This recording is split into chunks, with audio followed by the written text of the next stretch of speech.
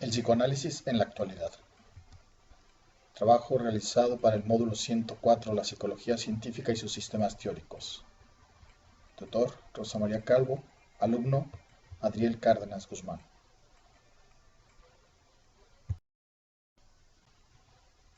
Antecedentes del psicoanálisis. El psicoanálisis es algo más que un conjunto de conceptos y procedimientos terapéuticos. Para bien o para mal, se ha transformado en un verdadero mecanismo social de liberación. Según lo definió el poeta inglés W. H. Auden,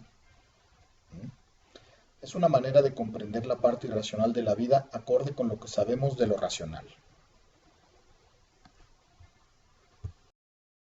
En cierto modo, el psicoanálisis modificó la manera en que nos vemos los unos a los otros en Occidente, reconociendo que el conflicto psíquico y la angustia constituyen elementos ineludibles de la condición humana. El psicoanálisis es parte de la psicología, y de acuerdo con Sigmund Freud, el psicoanálisis se ocupa de los recuerdos, pensamientos, sentimientos, fantasías, propósitos, deseos, ideales, creencias y conflictos psicológicos, o sea, todo lo que hay dentro de eso que solemos llamar la mente.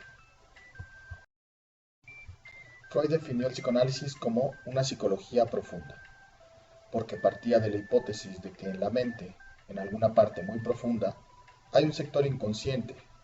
Esta metáfora de la profundidad implica una estratificación de la psique, formada por varias capas superpuestas, donde suele ubicarse que, entre mayor profundidad, mayor primitivo y peligroso será su contenido.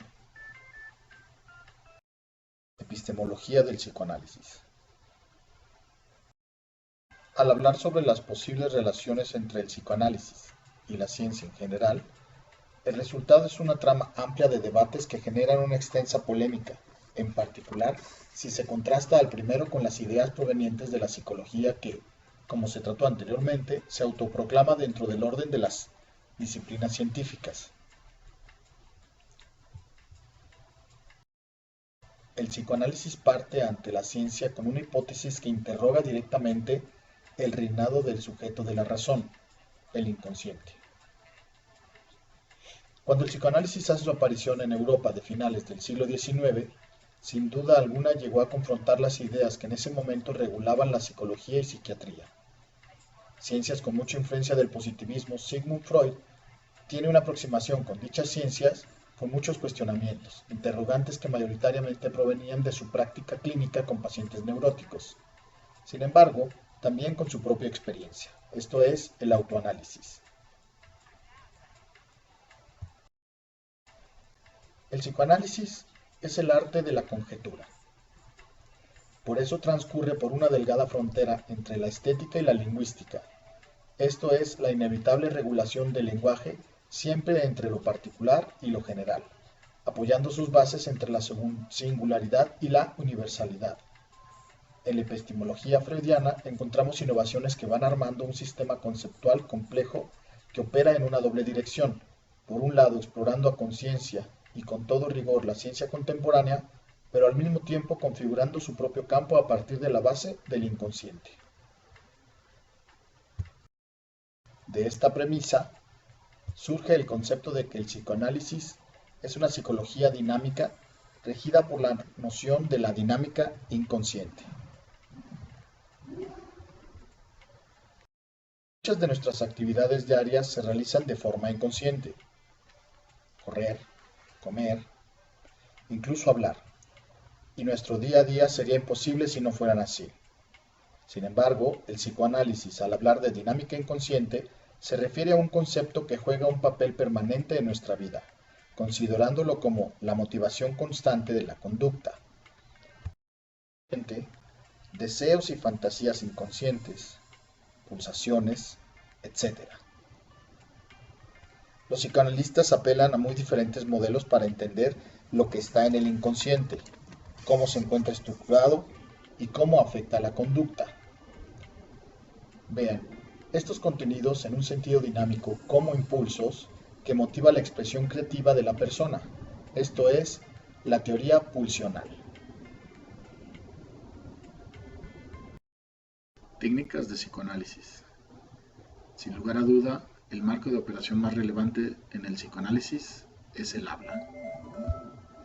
La fuerza de las palabras, buscar su significado y poder interpretar su mensaje o síntomas del paciente.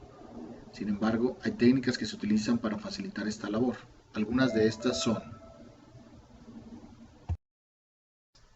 es por medio de la hipnosis que el sujeto revive sucesos traumáticos que no habrían podido ser elaborados conscientemente y así le permite la desaparición del síntoma. Esto es la cura del habla, basada en fomentar que los pacientes se curen hablando de los síntomas. Interpretación y negación. En esta etapa se ayuda a la persona a hacer frente al conflicto, hasta entonces reprimido y con una gran carga emocional. En el momento preciso, el analista comienza a señalar al paciente sus defensas y el significado subyacente de sus sueños. Asociación libre. La asociación libre consiste en comprometer al paciente a dejar de lado toda reflexión consciente y a comunicar al analista toda ocurrencia sin dejarse llevar por objeciones o reparos. Resistencia y represión. La vivencia y los conflictos de los primeros años de vida se vuelve fundamental para la evolución del individuo y dejan disposiciones imborrables en la edad adulta. Los síntomas son un sustitutivo de satisfacciones prohibidas. De Edipo.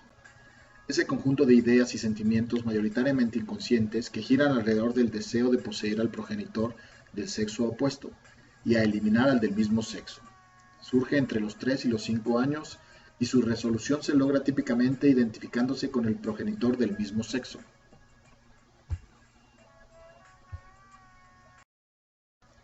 En esta, el paciente transfiere al analista ideas, sentimientos, deseos y actitudes que pertenecen a su relación significativa de su pasado, generalmente con los padres. Esto es, la forma en cómo los pacientes se comportan de una manera emocional hacia su terapeuta. Acto fallido. El análisis de sueños es una técnica analítica clásica donde el terapeuta guía al paciente para que recuerde sus sueños a fin de luego analizarlos. El sueño comparte la estructura de los síntomas neuróticos y es un ejemplo paradigmático de la actividad inconsciente regida por el proceso primario. El acto fallido, en síntesis, es una especie de traición del inconsciente que hace que el sujeto diga lo que conscientemente no querría decir o haga lo que no quería hacer, revelando así un deseo o una intención inconsciente. El analista no debe intervenir activamente para ayudar al paciente a enfrentar sus problemas cotidianos. Evitar sugerir directamente cómo manejar una situación problemática. Sistemas de evaluación comúnmente utilizados en psicoanálisis son técnicas de asociación de palabras, narración y complementos de relatos, producción de cuentos en respuesta a los estímulos visuales, métodos de narración de relatos. Con los niños, el método más natural para obtener relatos es solicitar una composición oral o las manchas de Rorschach.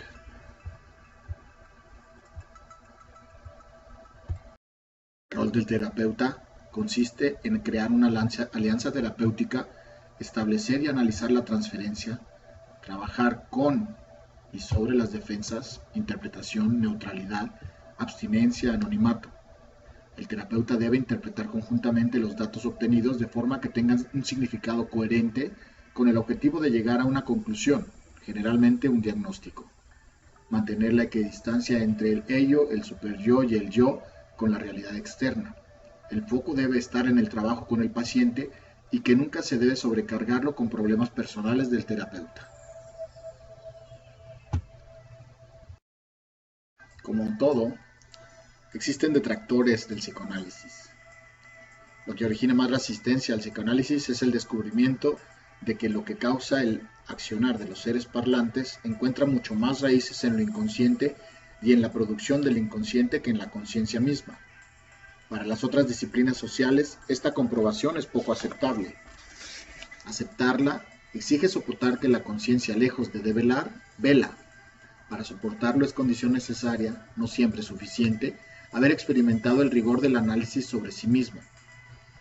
Aceptado, se producen condiciones muy importantes para reubicar el punto de mira de las ciencias sociales. En esta exterioridad radical del psicoanálisis con respecto a otras prácticas teóricas, incluida la psicología, está la principal para que sea tomado en cuenta por estas. A manera de ejemplo mencionaremos la guerra de desacrédito suscitada por las apariciones del Libro Negro de Psicoanálisis y, en contrarrespuesta, el Libro Blanco del Psicoanálisis, donde se presentaban varios ataques entre analistas discutiendo desde la lógica que cada uno profesa en su clínica, pero sin retomar la base teórica que las diferencias al darse es por sabida.